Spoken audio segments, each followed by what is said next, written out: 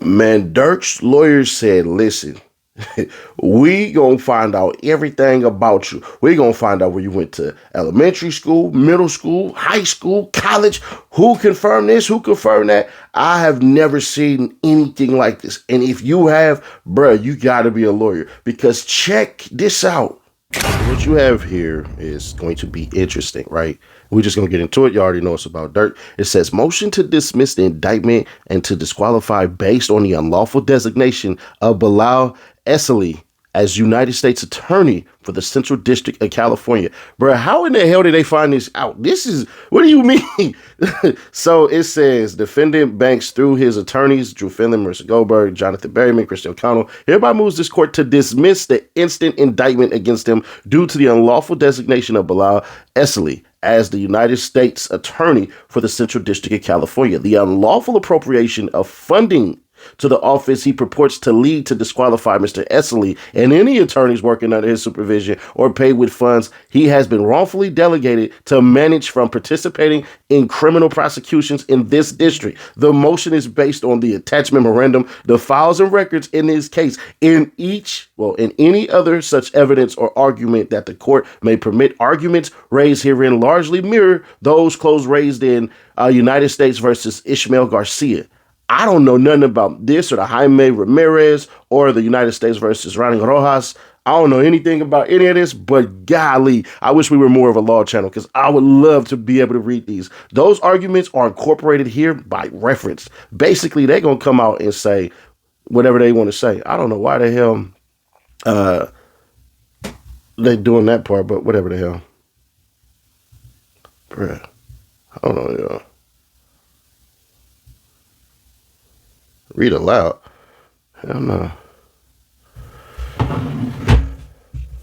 Anyways, designation of Bilal Essayli as United States Attorney for the Central District of California violates the Appointments Clause of the United States Constitution. The Appointments Clause does not permit the Attorney General to appoint without Senate confirmation a private citizen and like-minded political ally to wield the prosecutorial power of the United States. As such, Mr. Essayli lacks the authority to conduct his prosecution, which can be taken only by someone lawfully appointed as a federal officer. They saying cuz ain't even getting no appointment. What are we talking about here? Because he is not lawfully appointed, allowing Mr. Essayli. Hold on, y'all. I gotta turn this down. D&D on. I'm not redoing none of this crap, so I don't feel like doing it. I ain't gonna hold you. So hey, don't be lazy. Shut up. Shut up. Anyways, Mr. Essayli and the prosecutors he supervises to continue federal spending in furtherance of this prosecution also violates the Appropriations Clause, which prohibits the payment of Treasury money unless it has been appropriated by an act of Congress. Mr. Essayli's lack of authority to conduct this prosecution or expend the funds necessary for this prosecution requires that the second superseding indictment, the indictment, be dismissed and that Essayli and all attorneys in the office be disqualified from participating in this prosecution. Nigga, what the... Bruh, they are basically saying out of their mouths, hey, dude, you don't even have the power to do what the hell you think you're doing. You ain't get approved by the president. You ain't get approved by the Senate. Who is you, bruh? Like, bruh, I swear to goodness, I ain't never seen nothing like this. And this is what $1 million lawyers do. It is 5 goddamn infinity stones sitting there. And this is what Drew Finland does, bruh. He gets the best of the best. How the hell did he even notice? Let's continue on, bro. This is insane, homie. Factual background. The administration appoints Mr. Essayli on an interim basis, then purports to direct him to serve on an acting basis. Martin Estrada, the most recent Senate-confirmed U.S. Attorney for the Central District of California, resigned on July 17, 2025. From that date until April 1st, then First Assistant Joseph McNeely served as acting United States Attorney. Okay. Attorney General appointed Bilal Essayli as interim U.S. Attorney under 28 U.S.C. 5468. The president did not submit Mr. Essayli as a nominee for Senate confirmation, and under 546C2, his service expired after 120 days on July 30th, 2025. Bruh, they could have been playing 3D chess the whole entire time.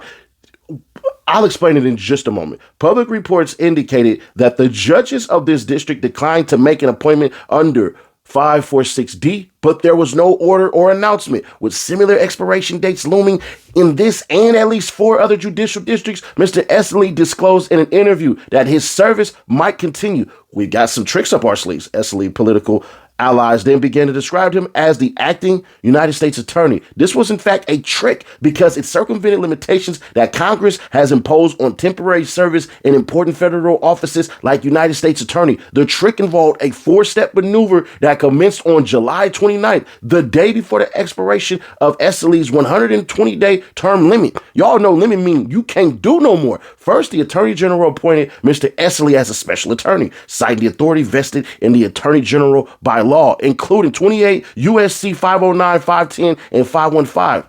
Example 1 at 1.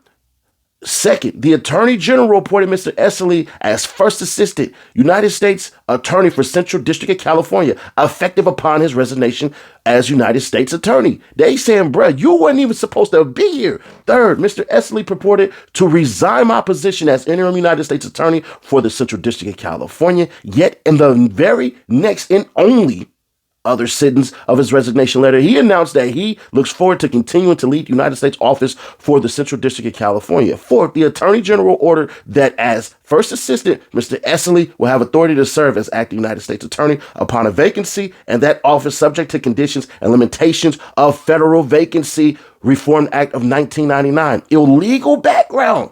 This motivation involves the interplay between 2 statutes, 28 U.S.C. 546, which governs U.S. attorney vacancies specifically, and 5 U.S.C. 3345, which governs executive branch vacancies generally. This is what the, I'm gonna tell y'all something. Hold on. See right here, this is the power of law offices. I think they knew. I ain't gonna hold you, bruh.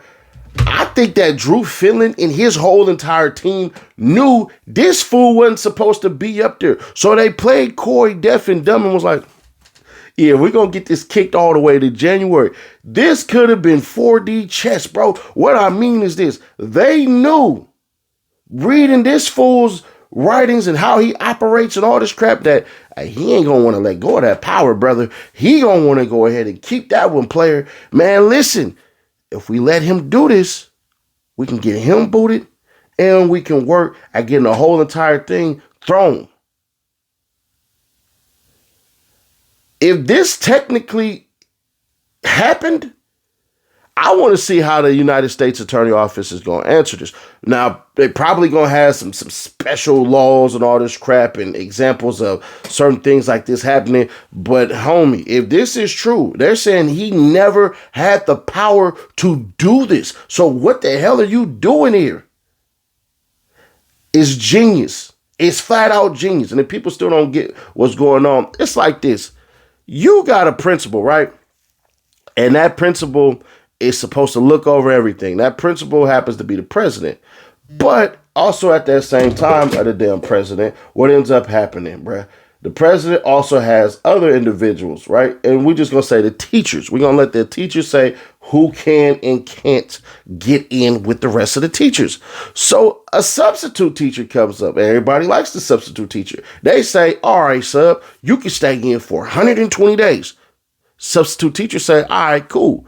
Then within the 120 days, the substitute teacher go, hey, it was good working here, but I think I'm going to go ahead and stay a little bit longer. There's some tricks up my sleeves to say I can be here.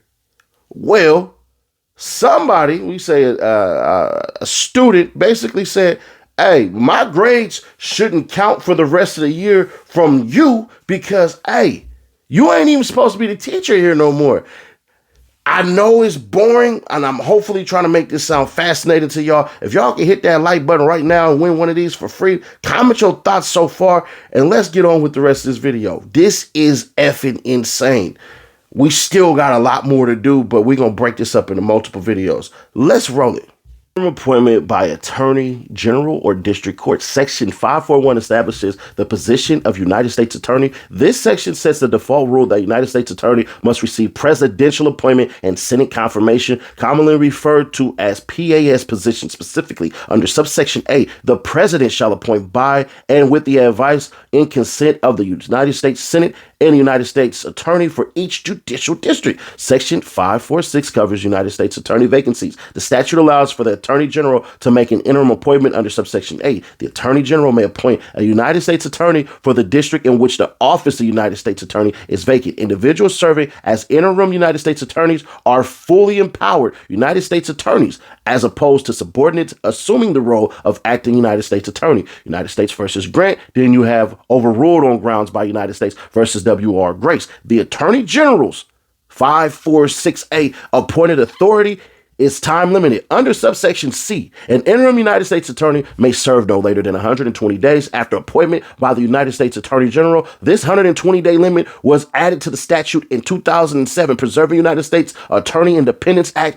of 2007. When an Attorney General's appointment expires, the authority to appoint an interim U.S. attorney shifts to the judges of the district court under 546D. An interim United States attorney appointed by the district court under subsection D may serve until the vacancy is filled.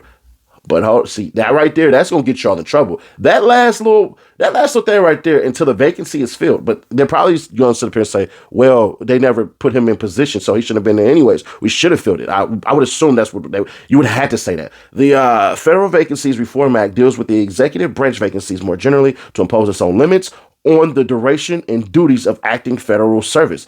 Section 3345A instructs that a vacancy arises for FVRA purposes when an officer whose appointment to office is required to be made by the president by the president by and with the advice of in consent of the God dang it, let me reread that. My bad, y'all. By the president, by and with the advice and consent of the Senate, dies, resigns, or otherwise unable to perform the function and duties of the office. Such an inability includes the expiration of a term office. The FVRA provides 3 options for filling a position on an acting basis. So this should be where they're gonna fight at. I'm assuming they're already looking at the argument that the feds are going to approve, the Fed lawyers. The first and default rule. An already in place first assistant can become the acting officer under subsection A1. The first assistant in the office shall perform the functions and duties of the office temporarily in an acting capacity. This provision fills the role automatically. Hooks versus Kitsnap, Tenant Support Services Incorporated. Then it goes on to say the 2 other options are exceptions to the default rule. There are 2 ways the president may override the automatic operation of this provision and instead select someone other than the first assistant.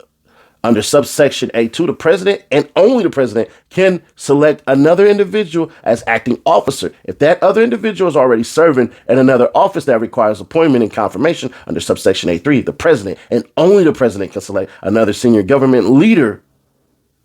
It just blanked out. What the hell? The president and only the president can select another senior government leader as the acting officer. If the individual satisfies these 3 conditions, the individual must be currently serving as an executive branch officer or employee in the same agency. The individual must have served in a position in that agency for at least 90 days within the 365-day period preceding the vacancy. And that position must have a rate of pay equal or greater to the rate provided in GS-15 scale. However, the acting officer is selected. The statutory scheme limits the time that acting service under 3346A1, an acting officer may serve no later than 210 days after the date the vacancy occurs. The FVRA also provides a remedy for improperly appointed individuals, notification. What? Section 3347D1 provides that an action taken by any person who is not properly serving as an officer in the performance of any function or duty of a vacant officer shall have no force or effect. Under subsection 2, such actions may not be ratified later. So they saying, bruh, you ain't even supposed to be in that position without the president's approval. Only the president can sit up here and go, all right, he's good. He's already sitting there. He's already in place. Let's just keep him there. He's doing a good job. He's doing a fantastic job. Doing a very fantastic job. They said Trump never did that. And if Trump did that, show us them papers, bruh. Show us them papers that say that you can do that. Trump petty enough that he probably would have ignored this shit anyways. So they saying you ain't got the papers, so everything you just did is now null and void. Boy, all right, I might need to go be a lawyer because who the hell even thought about this? Let's continue on. And this is where they go for the head, bro. They say continuing to designate Essayli as the United States Attorney for this district violates the Appointments Clause. Mr. Essayli is improperly serving as a non-confirmed United States Attorney at least thrice over. Y'all know thrice is 3 times over. First, Mr. Essayli satisfies none of the criteria to be an appropriate acting official under the FVRA. He was 1, not an already in place first assistant; 2, not a Senate confirmed officer in another role; and 3, not an already in place senior official in the United States Attorney's Office. So Mr. Essayli is not a proper FVRA acting officer. His actions thus have no force or effect. Second, and alternatively, Mr. Essayli cannot continue serving as United States Attorney in any capacity after he exhausted the 120-day clock under 546C2. The more specific 120-day limit controls over the FVRA's general purpose provisions here, a reality confirmed by at least 3 statutory interpretation principles specific over general, the presumption against surplusage, surplusage, I don't know how to say that, surplusage, canon, and the mischief rule. Once the administration appoints someone for an interim service under 546A, that 120-day clock controls, even if that individual is later redesignated for acting service under the FVRA. Because Mr. Essayli's 120-day clock expired on July 30th, his actions since that date have been taken without lawful authority. Third, Mr. Essayli has not been confirmed by the United States as a U.S. attorney for the Central District of California. He cannot lawfully act as a U.S. attorney under whatever framing. Mr. Essayli cannot legally exercise the duties of the U.S. attorney, and Mr. Essayli is not lawfully serving as U.S. attorney. To allow Mr. Essayli to continue with the prosecution of Mr. Banks permits him to exercise power he does not lawfully possess. Mr. Essayli lacks the authority to prosecute this action, and any actions he takes to that end are ultra vires, don't beyond his legal power or authority. CEG United States versus Trump. Woo, they knew how to do that one. In such cases, which necessarily involve a government's actor's exercise of power that the actor did not willfully possess, the proper remedy is invalidation of the ultra vires action. Collin versus Yellen. Collecting cases. This is fascinating. Gorsuch concurring invalidation follows directly from the government's actor's lack of authority to take the challenge action in the first place. That is, winning the merits of the constitutional challenge is enough. Funding and authority, we ain't giving a damn about that. They basically said, if y'all continue to get this man money, bruh, y'all doing this shit illegally. So then let's go right here to what y'all really want to see. Dismissal of the indictment. When an exercise of prosecutorial power has not been authorized by law, as one district court recently explained, the court sees no way forward aside from dismissal of the indictment. United States versus Trump. This is going to make its way up, bro. If they deny this, I don't see how they don't take this to the Supreme Court or try to. Given Mr. Essayli's role is supervising this prosecution undertaken without lawful authority, this court should dismiss the indictment. The Ninth Circuit has explained that dismissal is available to implement a remedy for the violation of a recognized statutory or constitutional right, to preserve judicial integrity by ensuring that a conviction rests on appropriate considerations, validity. That ain't validity. That's validity. Okay, my bad. Validity before a jury. In 3, to deter future illegal conduct. United States versus Bundy. All 3 factors are present here. A private citizen, not lawfully appointed to any government position, is purporting to wield one of the most powerful offices in our criminal justice system. Other private individuals' liberty is on the line. Mr. Essayli's conduct, therefore, violated and daily continues to violate their rights under due process appointments and appropriations clauses, including to prosecution and the deprivation, bro, what the hell's wrong with me? And the deprivation of liberty only at the hands of lawfully authorized officials. Gorsuch dissenting from the denial of cert. However, much of the district may have thought Mr. Donziger warranted punishment. The prosecution in this case broke a basic constitutional promise essential to our liberty. These violations are accompanied by a corresponding threat to court integrity and a grave need to deter persistent unlawful conduct. The court should consider that this is no mistake or technicality. The administration intentionally performed what openly is described as a trick in what has turned out in at least 5 judicial districts to be an end run around fundamental statutory and constitutional safeguards. The dismissal should be with prejudice. I knew this shit was coming. To impose that remedy, the court need not find that it is the only remedy, just that no lesser remedy will fully address the damage caused by the government's misconduct. All actions that flowed from his defective appointment, including but not limited to obtaining the instant indictment or unlawful exercises of power. In an alternative, the court should dismiss the indictment without prejudice for all reasons just argued. Allowing the indictment to go undismissed would provide little to meaningful remedial relief to the defense and would invite further government mischief of the very kind Congress sought to prevent. That's crazy. As the Trump court explained, lesser remedies may be appropriate where the defect is technical, one that does not affect whether an individual is lawfully serving in the relevant office. But that is not the case here. Where the matter goes for the core of appointment and where the violations affect all actions that flowed from the defective appointment, there is no alternative case other than dismissal. And we gonna basically leave it right there. That's enough. Truth be told, bro, yeah, it should be dismissed, because what you're essentially fighting is you're fighting these people who have agendas.